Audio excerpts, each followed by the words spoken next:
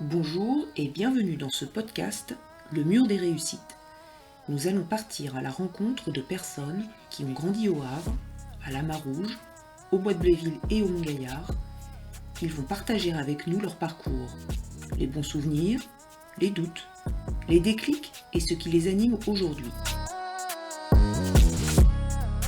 Épisode 2. L'implication des parents a permis aux 8 frères et sœurs de Maïmouna de faire des études supérieures. Bonne écoute.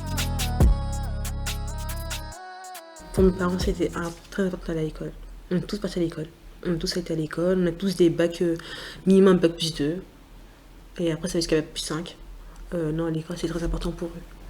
De toute façon, mes parents, ma mère, elle est venue. Mon père, il est arrivé. Ils n'ont pas été à l'école. Ils ne savaient pas lire, pas écrire.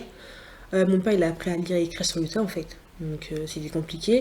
Donc, je pense que pour eux, c'était important disons pour que nous, on n'ait pas ces difficultés-là, en fait. À lire, à écrire, à apprendre des choses, à avoir un métier plus tard qui nous plaise. Donc, je pense que c'est plus par rapport à ça qui c'était important pour eux, l'école. Et puis, ça se manifestait de... c'est simple, dès qu'il y avait une petite chute dans les notes, c'était pourquoi ça te chutait. L'école, c'était vraiment le centre de tout, quoi. Mon père, après, il savait lire, donc du coup, il a gardé notre bulletin.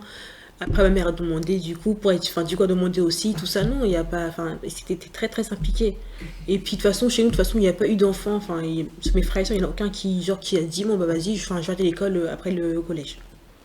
Donc, tout le monde a un minimum un bac plus 2. Oui. Est-ce que c'était, pour vous, vous pensez que c'était important d'avoir ce modèle des grands frères et grandes sœurs? Oui. Si, très important pour moi. Déjà, moi, j'ai un frère, déjà, c'est mon...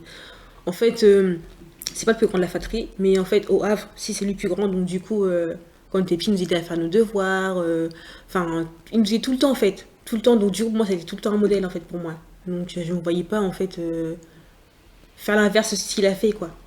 Donc, pour moi, c'est vraiment c'est un modèle. Même aujourd'hui, encore, c'est encore un modèle. Hein.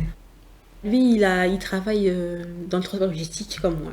D'accord. Ouais. Donc lui, il travaille depuis... Lui, maintenant, il a 38 ans, donc il a fait sa vie, il a sa famille, il est marié, 3 enfants, donc... Qu'est-ce que vous avez le sentiment de devoir à votre quartier? Est-ce que vous devez des choses à votre quartier? On va commencer par ça. Si je quelque chose dans mon quartier, bonne question. J'ai envie de dire oui et non. J'ai envie de dire oui parce que... à l'école, en fait, ils nous apprennent des choses dans des manuels. Et au quartier, en fait, on apprend la solidarité. On apprend tout ce qui est d'aider son prochain. Toutes ces choses-là, en fait. Donc, moi, d'être reconnaissant envers autrui, tout ça. Donc, moi, oui, le quartier, je suis reconnaissante. Donc ça, c'est pour l'aspect positif. Vous disiez oui et non. Alors, oui. Non, pourquoi? Non, parce que de toute façon, il y en a qui nous font comprendre que, en gros, comme on est pas d'émigrés, donc du coup, on n'ira pas loin. Et puis ça, c'est en dehors et même à l'intérieur, en fait. Hein. Ils nous disent des fois, mais pourquoi vous êtes à l'école? Ça sert à rien, à part perdre votre temps. Qui ça des habitants du quartier, en fait. Ouais. Il y en a qui, en gros, soit directement ou indirectement, qui vont dire, mais pourquoi vous y allez à l'école? Ça sert à rien de rester ici, mais en fait, rester ici pour faire quoi, en fait?